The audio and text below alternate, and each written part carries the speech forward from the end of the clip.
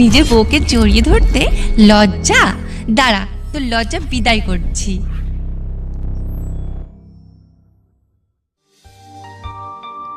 দোস্ত, আমাকে বিয়ে করতে পারবি? এই তোর সিরিয়াস কথা? হ্যাঁ দোস্ত, বাবা আমার বিয়ে ঠিক করেছে। তো সমস্যা কি? বিয়ে করে নে। তোর ছেলেটাকে চিনি না জানি না, তাকে বিয়ে করব? হ্যাঁ, কয়েকদিন একসাথে চলাফেরা করবি, দেখবি চেনা হয়ে যাবে। না রে দোস্ত, এত কম সময়ে মানুষকে চেনা যায় না। তোকে তো আমি 4 বছর ধরে চিনি, আর তুই ছাড়া আমি অন্য কোনো ছেলের সাথে মিশি না। আর অন্য কাউকে বিয়ে করলে হয়তো তোর সাথে মিশতে পারবো না। তুই তো জানিস তোকে ছাড়া আমি এক মুহূর্ত থাকতে পারি না। তাই বলছি আমরা বিয়ে করে ফেলি। এটা সম্ভব না। এখন বিয়ে করে তোকে বাড়ি নিয়ে গেলে বাবা বাড়ি থেকে বের করে দেবে। কেন? বাবা ভীষণ রাগী। আর মা? মা খুব ভালো, মা কিছু বলবে না। তাহলে সমস্যা নেই, চল বিয়ে করে ফেলি। সমস্যা আছে দোস্ত। বাড়ি থেকে বের করে দিলে থাকবি কোথায়? আরে বাবাকে আমি ঠিক ম্যানেজ করে নেব।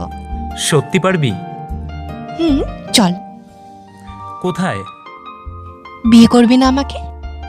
হ্যাঁ, কিন্তু আজকেই? হ্যাঁ দোস্ত, ছেলেপক্ষ আমাকে আজ সন্ধ্যায় আংটি পরাতে আসবে। ও আচ্ছা, তোর মা বাবা মেনে নেবে আমাদের বিয়ে? বিয়েটা হয়ে গেলে না মেনে নিয়ে লাভ আছে? সেটা অবশ্য ঠিক, কিন্তু দোস্ত তারপরও আমার খুব ভয় লাগছে। তোর কাপুরুষ আমি আছি না? ওই, আমি কাপুরুষ না। এই জন্যই তো ভয় পাচ্ছিস। বাবা খুব রাগী, তাই যদি মেনে না নেয়? বললাম তো আমি বুঝাবো বাবাকে। চল তো। আচ্ছা চল। প্রিয়াকে বিয়ে করে বাসার দিকে রওনা দিলাম। প্রিয়া হলো আমার বেস্ট ফ্রেন্ড, বর্তমানে বউ। যাই হোক, বিয়ে করে বাড়িতে এসে পৌঁছালাম। দরজার সামনে দাঁড়িয়ে আছি, কিন্তু কলিং বেল বাজাতে সাহস পাচ্ছি না। তারপরও কলিং বেলে চাপ দিলাম। মা এসে দরজা খুলে দিল। কি রে অভি, এত তাড়াতাড়ি চলে আসলি যে? আর মেয়েটা কে? মা, আমি আপনার বৌমা। আসলে মা, আমার বাসা থেকে বিয়ে ঠিক করে ফেলেছে, তাই আমরা বিয়েটা করেছি। আচ্ছা ঠিক আছে অভি, বৌমাকে নিয়ে রুমে যাও। আচ্ছা, বাবা বাড়িতে আছে মা? না, একটু পর ফিরবে। তুমি বাবাকে একটু বুঝিও। তোর বাবাও চাচ্ছিল ঘরে বৌমা আনতে, তুই তো বলার আগে বৌমা নিয়ে এলি। আচ্ছা মা, তোমার নাম কি? জি মা, আমার নাম প্রিয়া। আচ্ছা মা, তুমি ওর সাথে ওর রুমে যাও। প্রিয়াকে নিয়ে আমার রুমে আসলাম। সবাই হয়তো ভাবছেন আমার মা এত সহজে বিয়েটা মেনে নিল। আসলে মা খুব সহজ সরল আর আমাকে খুব ভালোবাসে, তাই আমার কোনো কাজে মা বাধা দেয় না। কিন্তু আমার বাবা রয়্যাল বেঙ্গল টাইগার, সে কারণে আমি হেব্বি ভয় পাই বাবাকে। দোস্ত, কি ভাবছিস? ওই, নিজের বরকে কেউ দোস্ত বলে? সরি স্বামী, কি ভাবছো গো? কিছু না, তুই বস, আমি ফ্রেশ হয়ে আসি। তোর বিছানাটা হ্যাব্বি নরম, ঘুমাতে খুব আরাম হবে, কিন্তু রুমের জিনিসপত্রগুলো বড্ড অগোছালো। ব্যাচেলর ছেলেদের রুম এমনই হয় রে পাগলি। ওই ছাগল, তুই তো এখন বিবাহিত। হ্যাঁ, কিন্তু তোকে বিয়ে করার আগে তো আমি ব্যাচেলর ছিলাম, তাই না? সমস্যা নেই, এখন থেকে আমি গুছিয়ে রাখবো। লাভ নেই, ও আবার সব অগোছালো করে ফেলবে। সমস্যা নেই মা, এখন থেকে রুম অগোছালো করলে মেরে তক্তা বানিয়ে ফেলবো। ওই, বিছানাতে 4টা কোলবালিশ কেন? 4টা চারপাশে নিয়ে ঘুমাই, যখন যেটা ইচ্ছে হয় সেটাকে জড়িয়ে ধরে ঘুমাই। এখন থেকে আর একটাও কোলবালিশ থাকবে না। তাহলে আমি কি জড়িয়ে ধরে ঘুমাবো? আমাকে জড়িয়ে ধরে ঘুমাবি। অসম্ভব, আমি তোকে কখনো স্পর্শ করিনি, আর তুই বলছিস জড়িয়ে ধরতে? হ্যাঁ, সমস্যা কোথায়? আমার লজ্জা লাগে। আইসা, আমার লজ্জাবতী বর, নিজের বউকে জড়িয়ে ধরতে লজ্জা? দাঁড়া, তোর লজ্জা বিদায় করছি।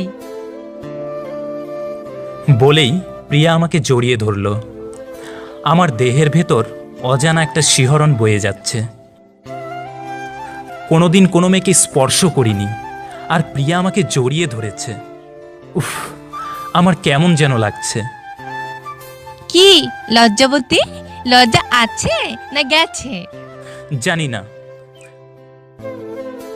মুখ থেকে কোনো কথা বেরোচ্ছিল না, তাই চলে আসলাম ফ্রেশ হতে। ফ্রেশ হয়ে রুমে আসলাম। রুমের দৃশ্যটা পুরোই চেঞ্জ। খুব সুন্দর করে রুমটা গুছিয়েছে। যাই হোক, বাবা রাতে বাসায় ফিরল। বাবাকে দেখে আমার হাত পা ঠান্ডা হয়ে গেল। নবাবের বেটা নাকি বিয়ে করে বউকে বাসায় এনেছে? জি বাবা। তা বৌমা কোথায়? তাকে ডাকো। জি। প্রিয়া, প্রিয়া। ষাঁড়ের মতো চিল্লাচ্ছ কেন? বাবা তোমাকে ডাকছে, এদিকে এসো। প্রিয়া ছুটে এসে বাবাকে প্রণাম করল। এই তুমি স্বরূপের মেয়ে প্রিয়া না? জি, আর আপনি আমার বাবার বন্ধু রঞ্জন আঙ্কেল। তুমি এই গাধাকে ভালোবাসো আমাদের জানালেই তো পারতে, তাহলে আমরাই অনুষ্ঠান করে তোমাদের বিয়ে দিতাম। আসলে আঙ্কেল, বাবা হঠাৎ করেই আমার বিয়ে ঠিক করেছে, তাই আমরা বিয়ে করে নিয়েছি। কোনো সমস্যা নেই, আমরা অনুষ্ঠান করে আবার তোমাদের বিয়ে দেব। যাও, এখন রুমে যাও। ঠিক আছে আঙ্কেল।